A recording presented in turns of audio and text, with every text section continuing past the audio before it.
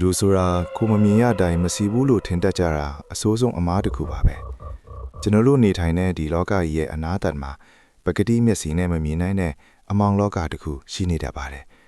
အဲ့ဒီနေရာကိုလူတွေကဂျတ်လောကလို့ခေါ်ကြတယ်အဲ့ဒီတဲကိုဖိတ်ခေါ်ခြင်းမရှိပဲခြေတလန်းမဝင်ထွက်ခဲ့ရင်တင်ဟာဒီဘက်လောကကိုပြင်လာနိုင်ပါအောင်မလားလွန်ခဲ့တဲ့တစ်နှစ်ကပေါ့ဖိုးတူကမန္တလေးကနေရန်ကုန်ကိုကားတစ်ယောက်ထဲမောင်းပြီးအပြန်ပေခုရိုးမအဆက်လမ်းဟောင်းတစ်ခုမှာ accident ဖြစ်ခဲ့ပါတယ်အဲ့ဒီညကမိုးကလည်းတော်တော်သေးကဗျကားဝိုက်ပါတွေဘလောက်ခါရှေ့လမ်းကမသေးခွဲဘူးလမ်းဘေးဘွဲရကတစ်ပင်ကြီးတွေကလည်းမုံတိုင်းထဲမှာခောက်ခုံနေတဲ့တစ်စေကြီးတွေလိုပဲရှေ့ကနေဖြတ်ပြေးသွားတဲ့အရေးမေးတစ်ခုကြောင့်ဖိုးတူဘရိတ်ကိုအတင်းနှင်းလိုက်ပေမဲ့နောက်ကျသွားခဲ့ပြီဝုန်းဆိုတဲ့အထန်းကြီးနဲ့အတူကားဟာလမ်းဘေးက6ထဲကိုလူးလင်ကျသွားပြီးဖိုးထူးရဲ့အာယုံတွေဟာအမောင်အတိကျသွားခဲ့တော့တယ်ဖိုးထူးတတိပြန်ရလာတဲ့အချိန်မှာပထမဆုံးခံစားလိုက်ရတာကအေးဆက်ဆက်အတွေ့ပဲ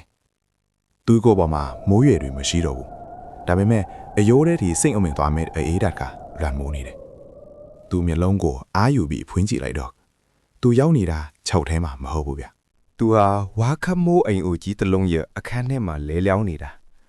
အခန်းထဲမှာစီမီကွက်ကလေးတစ်ခုပဲထောင်ထားတယ်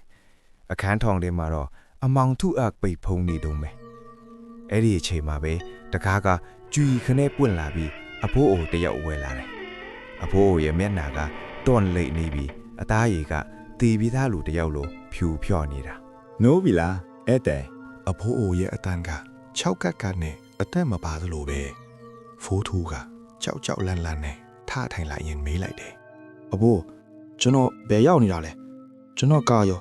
အဘိုးအိုကခေါင်းကိုဖေးဖေးချင်းခါကြတယ်ကားဆိုတာဘာလဲငါတို့မသိဘူးမင်းကိုလမ်းဘေးမှာလဲနေတာတွေ့လို့ငါတို့ရွာကိုခေါ်လာတာဒါကြောက်တိုင်ရွာလို့ခေါ်ရင်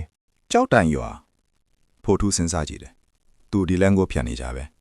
ဒီလိုရွာမျိုးတစ်ခါမှမချဘူးအဖိုးကသူ့ကိုကောင်းချင်းထုတ်လာပေးလေဒါလေးစားလိုက်အောင်မင်းအားရှိသွားဖိုးထူးကောင်းချင်းထုတ်ကိုလမ်းယူလိုက်ပေမဲ့ထူးဆန်းတဲ့အနံ့တစ်ခုရနေလေအဲ့ဒါဟာတိတ်ရွက်ပုံနံ့လိုမြေကြီးနံ့လိုအနံ့စိုးကြီးရသူမစားရဲတာနဲ့ဘေးမှာပဲချထားလိုက်တယ်မောက်တနေလိုတာဆိုရတာပါကောင်းကင်ကြီးကနေထွက်မလာပဲမိခိုးရောင်မိုင်းကြီးဖြစ်နေတာဖိုးထူးအိမ်ပြင်ကိုထွက်ကြည့်မိတယ်ရွာကလေးကတကယ့်ကိုထူးဆန်းလွန်းတယ်အိမ်တွေကရှေးအောင်ဝါအိမ်တွေကြီးပဲလမ်းမှာတွာလာနေတဲ့လူတွေကလည်းထူးဆန်းတယ်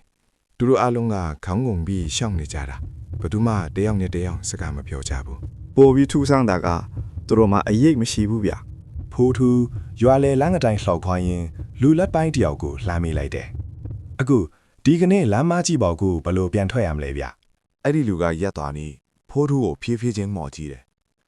သူ့မျက်လုံးတွေကလူမျက်လုံးနဲ့မတူဘူးမျက်စွဲတွေကလုံးဝအနက်ရောင်ကြီးတွေဖြစ်နေတာသူကဘာမှမပြောဘဲဖိုးထူးကိုလက်ညှိုးနဲ့တနေအားကိုထိုးပြတယ်အဲ့ဒီနေရာကတော့ရွာပြင်ကသိန်းချိုင်းဟောင်းကြီးတစ်ခုပဲဖိုးထူးကြောချမ်းသွားပြီးအနှုတ်ကိုစုပ်လိုက်တဲ့အချိန်မှာမိန်းကလေးတစ်ယောက်နဲ့ဝင်းတိုက်မိတယ်ဟဲ့လို့ဒီရွာသားတွေကိုစကားမပြောနဲ့သူမကဒိုဒိုလေးကပြောလိုက်တာသူမကအသက်20ကျော်လောက်ပဲရှိဦးမယ်မင်းလာလေးကချောမောပင်မဲ့အထိတ်တလန့်ဖိနေတဲ့ပုံစံပဲ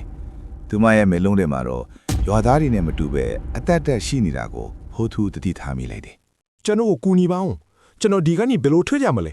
ဖိုးထူးကအတင်းတိုးလေးမေးလိုက်တယ်ကျမနောက်ကိုလိုက်ခဲ့သူမကပြောပြီးရွာပြန်ကတဲအိုလေးတစ်လုံးစီကိုခေါ်သွားတယ်မင်းကလေးနာမည်ကပန်းနူတယ်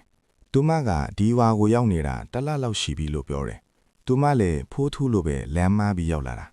ဒီရွာလူတွေဟာလူတွေမဟုတ်ဘူးဖိုးထူးသူတို့ကကြက်တွေသူတို့ကလူတွေကိုဒီထဲဆွဲခေါ်ပြီးသူတို့လိုဖြစ်အောင်လုပ်တတ်ကြတာ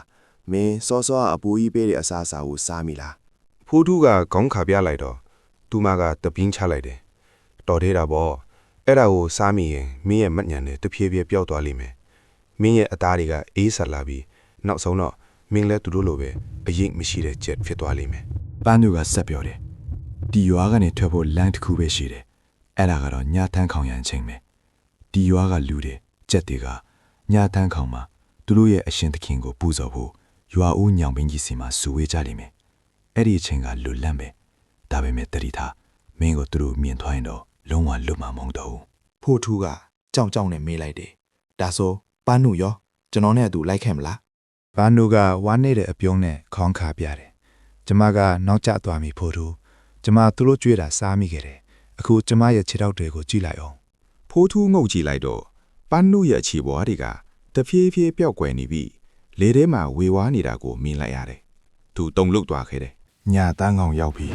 မြို့နှင်းတွေကပေါ်ပြီးပိတ်ဖုံးလာတယ်ဖိုးထူးဟာပန်းတို့ညွန်ကြားတဲ့အတိုင်းအိမ်ရောက်ကနေတိတ်တဆိတ်ထွက်လာခဲ့တယ်ဒါပေမဲ့သူမတိကရွာသားအားလုံးဟာအိမ်ပြင်မှာတန်းစီပြီးသူ့ကိုစောင့်နေကြတာပဲ သူတို့အားလုံးရဲ့လက်ထဲမှာစီမီခွက်တွေကင်ထားကြတယ်စီမီရောင်အောင်မှမြင်ရတဲ့သူတို့မျက်နှာတွေကခုနကလိုလူမျက်နှာတွေမဟုတ်တော့ဘူးပါဆက်တွေကနားရွယ်အထိပြဲအပ်နေပြီးမျက်လုံးတွေကနှီးရဲနေကြပြီ ဧည့်သည်ဘယ်ဟိုသွားမလို့လဲငါတို့နဲ့အတူနေပါဦးအဘိုးရဲ့အထံကဖိုးထူးရဲ့နားရွယ်နားတင်ထွက်လာတယ်လို့ပဲ ဖိုးထူးနောက်လည်းမကြည့်ပဲအတင်းပြေးပါတော့တယ်အနောက်ကနေထဖတ်ဖတ်နဲ့လိုက်လာတဲ့ခြေတန်းတွေကရားနဲ့ချီနေတယ်လေလေးမှနဲ့ငါ့ကိုအဖော်လူပါငါတို့နဲ့နေပါစုရဲ့အတန်းတွေကဦးဝါဝါနဲ့ပဲ့တင်ထပ်နေတယ် သူညောင်ပင်ကြီးနီးယားရောက်တဲ့အချိန်မှာလမ်းစုံတစ်ခုတည်လိုက်ရတယ်ပန်းနုဖျောက်ခဲ့တာကမင်းမင်ရတဲ့အလိန်ကိုမယုံနဲ့တဲ့ တကယ်ပဲဗျာလန်တလန်ကလင်းထိန်နေသည်အဝေးမှာသူ့အိမ်ကိုမြင်နေရတယ်လို့ပဲသူ့အမေကတာဒီကိုလာပါလို့လှမ်းခေါ်နေတယ်လို့ပဲနောက်တလန်ကတော့မောင်ပိန်းနေပြီးတင်ချိုင်းကုန်းကြီးစီကိုဦးတည်နေတယ်လို့ပဲ ဖိုရူဟာစိတ်ကိုတင်းပြီးမောင်ပေးနေတဲ့လမ်းထဲကိုငုတ်တုတ်ဖြေးဝင်လိုက်ပါတော့တယ်အနောက်ကကြက်တီကတော့မသွားနဲ့အဲ့ဒီဘက်မသွားနဲ့လို့အော်ဟစ်ပြီးသူ့ကိုအသင်းဆွဲဖမ်းဖို့ကြိုးစားကြတယ် လူနာတတိရလာပြီဒေါက်တာလူနာမျက်လုံးပွင့်လာပြီ ဖိုးထူးမျိုးလုံးဖွင့်လိုက်တဲ့အချိန်မှာတော့မြင်လိုက်ရတာကဆေးရုံကမျက်နှာကျဲဖြူးဖြူးကြီးပဲသူ့ဘေးမှာဆရာဝန်တွေနဲ့သူ့မိဘတွေရှိနေတယ် တာတတိလက်နေတာတပတ်ချီပြီကားက6ထက်ကြတာတာလွတ်လာတာတကယ်ကိုအန်တော်စရာပဲကဲဆယ်ရေးအဖွဲတွေရောက်သွားချိန်မှာတာကကားထဲမှာမဟုတ်ပဲ6အထက်ကလမ်းဟောင်းတစ်ခုပေါ်မှာလဲနေတာတယ် ဖိုးထူးစကားမပြောနိုင်သေးဘူးသူ့တကိုယ်လုံးနာကျင်နေပေမဲ့သူတကယ်ပြန်ရောက်လာတာကိုဝမ်းသာနေမိတယ်ဒါပေမဲ့သူလမ်းလျှောက်ဖို့ကြိုးစားတဲ့အချိန်မှာသူတတိထားမိလိုက်တာတခုရှိတယ် ဆေးရုံခန်းထဲကမီးရောင်အောင်မှာတခြားလူတွေရဲ့အရေးတွေကကျမ်းပြင်ပေါ်မှာထင်းထင်းရှားရှားရှိနေကြပြီမယ်ဖိုးထူးရဲ့ခြေတော်အောင်မှာတော့